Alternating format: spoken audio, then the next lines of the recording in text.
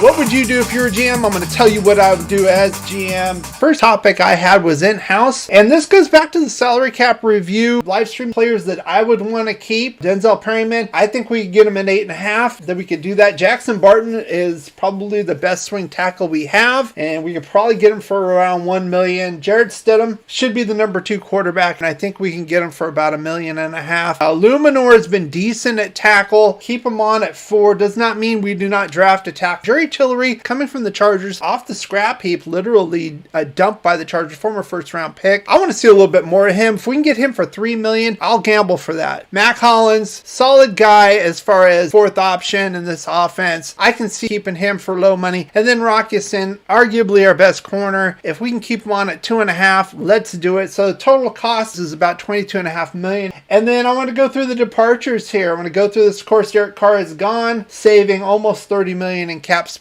Andre James, if we can restructure, that's great. If not, he needs to go. Just from a cap space perspective, we could save $5 million on the cap. Bilal Nichols was not impressed with. Darren Waller, we'll talk about that in a minute. And Chase Garbers, I think we only need 2 quarterbacks. And of course, we're signing Jarrett Stidham. This is where the estimate would be about $37 million. So we have about that much to play with. The 3 biggest holes that we want to fill on the offensive side. Take what they give you. We're going to take what we want. These are the 3 biggest holes, in my opinion, on the offensive side of the ball. Quarterback, offensive guard, and running back. Now, I talked about Darren Waller. I would like to trade Darren Waller. We can't really rely on him. Been hurt off and on. I think if we can get a 2nd or 3rd round pick for him, I think that's legitimate for the value he is, especially for a team that's probably on the cusp of winning a championship. That would also free up probably about another $5 or $10 million off of our cap. What are we going to do at quarterback? Are we going to sign Aaron Rodgers, Jimmy G? And then we have a list of all of these rookie quarterbacks. Now, the car era is over. I want to move on, and I want to move on to this guy right here, AR-15, Anthony Richardson. I know there's a lot of question marks with this guy, but I think he has the most upside of all of these quarterbacks. I think CJ Stroud is a safer pick. Right now, the mock drafts, it's showing these top 4 quarterbacks going in the top 10 picks. I was thinking maybe we get Anthony Richardson on the back end if we can move up into the 1st round late, use that 7th overall for a defensive player. I don't think that's going to pan out right now. I want to take a chance with Anthony Richardson. I want to have Stidham as his backup. That's going to save us a boatload of money. Not get Aaron Rodgers. And like I said, cold hard truth here, guys. This team is not ready to win a Super Bowl. This defense is awful. If we get him, you guys want to sign Josh Jacobs. How do we do that and sign the defense? So realistically, I'm in complete rebuild mode. Let's go to the next one. That's offensive guard. This is what I came up with. Dalton Reisner. We've seen him with Denver. He's been kind of down, a 2nd round pick. I think $5 million is fair for him. Between getting him and Cody Mock, and that's the kid with no teeth, the kid who plays all the way, kind of the Raider way. I think getting those 2 guys there, putting Parham where he belongs at center, and then having a Luminor and Colton Miller on the ends, it gives us a decent offensive line, probably for the first time in quite some time. Now, as far as running back goes, I know a lot of people want to sign Josh Jacobs. I don't know if he wants to sign with the Raiders. I don't want to franchise tag a guy that doesn't want to be here, to be honest with you. I don't want to pay him $16 million. So this is where I would go. I would go with Jamal Williams here. Now, remember, we already drafted Zamir White, supposedly the heir apparent. Jamal Williams is a solid veteran. I think we can get him at $5 million.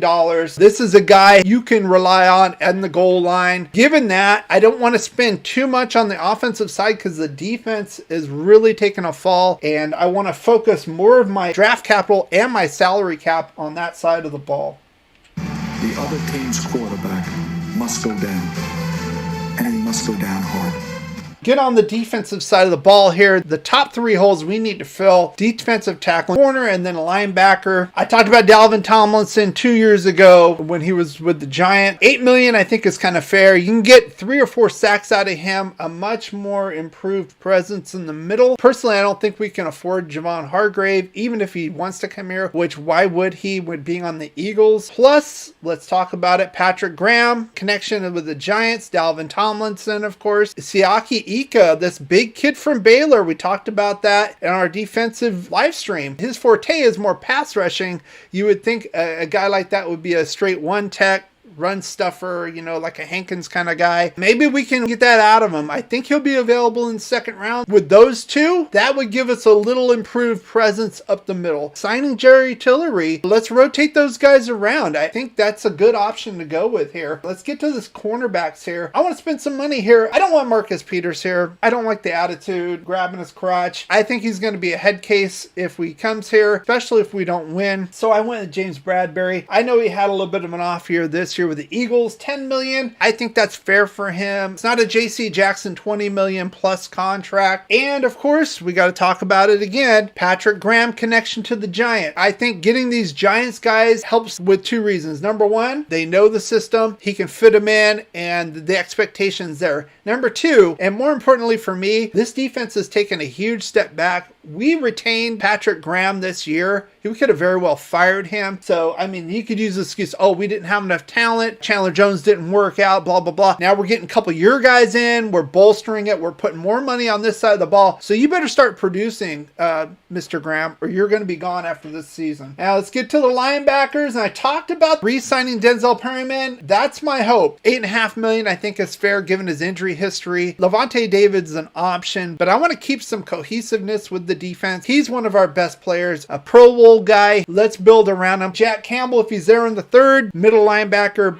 kind of built to play the game. He reminds me of a player that would be like on the Pittsburgh Steelers of the old, you know, the steel curtain, like a Lambert kind of guy. We need something like that. We need a little bit more grit there. And with Perryman's injury history, why not get a guy like this? I'm also looking at Demervian Overshone. He kind of plays like an old school Raider. We need some young juice in here. We're going to mix the young with the old, get some stalwarts, veterans in here, and bring up the youth. Now, like I said, I'm only talking about like the first 3 rounds. Of course, we're going to pick more defensive players, but I think this kind of sets us up in a good way for at least the next couple of years. If we get a Jack Campbell, he can take over the mic when Perryman moves on. Bradbury's in there right now as a stopgap. The defensive tackle position, getting an interior pass rush, I think is paramount to this defense. I want to get into the salary cap. I just want to see post-draft. So I said, currently, it's about $37 million. So modified, if I add the players I want to add, with that, we're at about $5 million. Probably have about another $10 or $15 million to actually play with